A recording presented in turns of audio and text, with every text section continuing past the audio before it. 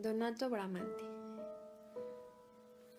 Donato es un arquitecto italiano que nació en el año de 1444 en Monte Adrubaldo, cerca de Urbino. Su padre le inició en el arte de la pintura y del dibujo, mostrando muy pronto una gran predilección por los estudios de perspectivas y del dibujo arquitectónico. Se conserva su obra más temprana de los frescos de la fachada del Palacio de Podesta en Bérgamo, realizados en el año 1477. Para el año 1482 se trasladó a Milán y comenzó su carrera como arquitecto. En su proyecto para la iglesia de Santa María, utilizó por primera vez en arquitectura el trapantojo en las pinturas de presbiterio fingido, que falsea las proporciones de la iglesia. El resto de sus obras en Milán, como el ábside de Santa María, muestran la influencia de León Battista Alberti y sobre todo la de Leonardo da Vinci. Cuando en 1499 se produjo la caída del duque, Ludovicio Sforza huyó a Roma, donde trabajó casi en exclusiva a las órdenes de su nuevo mecenas, el Papa Julio II. Una de sus primeras obras romanas es el Tempietto de San Pietro en Montorio, en 1502, un pequeño templo circular cubierto por una cúpula semiesférica. Los dos grandes proyectos que ocuparon el resto de su actividad creativa y que no se llevaron a cabo fueron la reconstrucción de la Basílica de San Pedro y el plan para los palacios del Vaticano. Donato fue amigo y protector de Rafael, quien le retrató con un compás en la mano en el fresco de la Escuela de Atenas en los Palacios Vaticanos. El Palacio Caprini, construido en 1501 a 1502, se encontraba en Roma en el barrio de Borgo.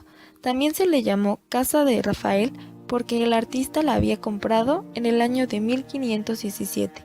Él vivió allí hasta su muerte. A finales del siglo XVI, el edificio fue incorporado más tarde en el Palacio de Convertenti, que fue demolido en 1938 debido a la demolición necesaria para la realización de la Vía de la Conciliación, el camino por el que fue reconstruido. Sin embargo, fue un prototipo fundador de la arquitectura civil renacentista y el clasicismo en general. Sabemos las características del monumento gracias a un grabado de Antonio Lefreri y por un dibujo de Palladio, con planta baja almohadillada diferenciada de la superior, con columnas binarias de orden toscano y friso de tríglifos. Bramante también empleó el fuerte almohadillado en la Puerta Julia, de aspecto robusto y militar, de ingreso al patio del Belvedere. El diseño de fachada, hoy desaparecido, recuperaba la idea de ínsula romana. A esto se refiere a que utilizaban bloques de pisos con varios cuerpos y patio de luces en el interior. Dejaba la parte inferior a la calle para el comercio resaltado, por tanto, la parte superior destinada a vivienda. El Palacio del Belvedere, construido en 1506, Julius encargó a Bramante para unir el Palacio del Vaticano con la Villa de Belvedere.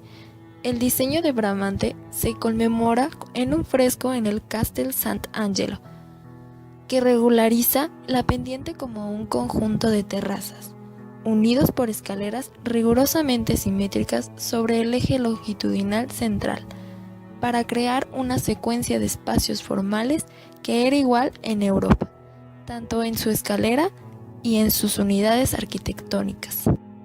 Una serie de 6 terrazas estrechas en la base fue atravesada por una escalera central monumental que conduce a la amplia terraza media. La escalera dividida a la terraza superior con vuelos que se ejecutan en cada lado contra el muro de contención para un aterrizaje y regresar hacia el centro. Fue otra de las innovaciones por Bramante. Sus largas salas, corredor similar que encierra el patio que ahora albergan los museos del Vaticano, colecciones, una de las alas alojan la Biblioteca del Vaticano. Las salas tienen 3 plantas en el tribunal inferior y terminan en una sola que encierra la terraza superior.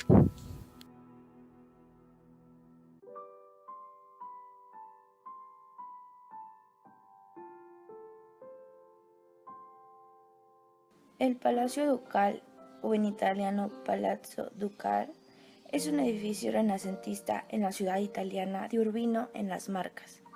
Es uno de los monumentos más importantes de Italia, catalogado dentro del Centro Histórico de Urbino en la lista de la UNESCO de Patrimonio de la Humanidad. La construcción del Palacio Ducal se comenzó por el duque Federico da Montefeltro alrededor de mediados del siglo XV, por el florentino Maso di Bartolomeo. La nueva construcción incluyó el preexistente Palacio de la Louvre, Luciano Laurini. La Basílica de San Pedro se ubica justo arriba donde el apóstol Pedro, considerado el papa de la historia, fue crucificado e incinerado. La tumba de San Pedro está debajo del altar mayor.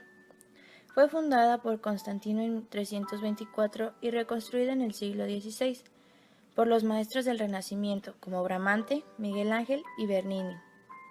El lugar donde se construyó la basílica era un circo y cementerio romanos, donde fue martirizado y muerto Pedro, perseguido por los romanos.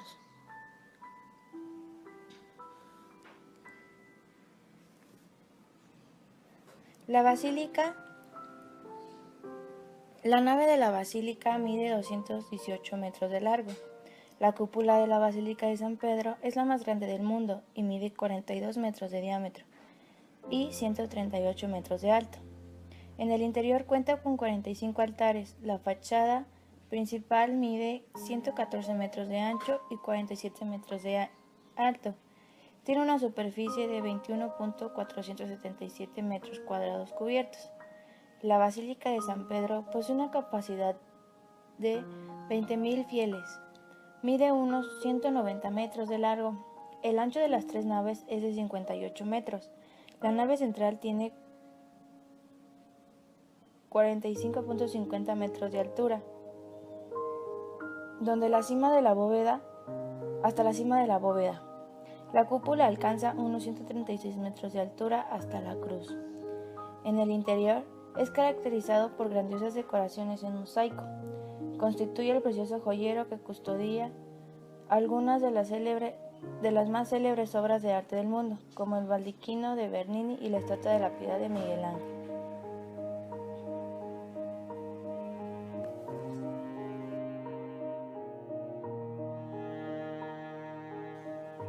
Santa María de la Paz es una de las iglesias de Roma, Italia, en el rione Ponte, no lejos de la Plaza Navona.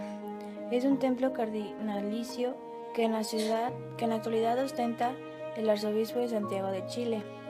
El edificio actualmente fue construido sobre los cimientos de una iglesia preexistente dedicada a San Andrea de Aquisaris en 1482, encargada por el Papa Sixto IV. El principal rasgo de la iglesia es, sin embargo, el claustro de Bramante, construido de 1500 a 1504, para el cardenal Oliviero Carafa. Fue la primera obra de Donato Bramante en la ciudad. Tiene dos plantas. En la primera los arcos se apoyan sobre pilastras y en la segunda sobre pilastras y columnas. Es obra importantísima porque por primera vez aparecen los 4 órdenes de la antigüedad: toscano, dórico, jónico y corintio, superpuestos. El claustro tiene una arquitectura a la romana, con pilastras y arcos, y representa ya un lenguaje radical. Es muy severo y carece casi de decoración. En esto, Bramante se aparta del periodo milanés, durante el cual realizaba obras muy decoradas. El claustro es sede de exposiciones de arte contemporáneo.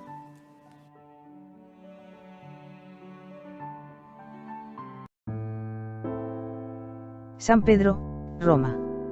Esta plaza, hoy en día es reconocida mundialmente como una de las construcciones más importantes, o incluso la de mayor importancia en lo que respecta a edificios religiosos. Esto se debe mayormente a su grandeza.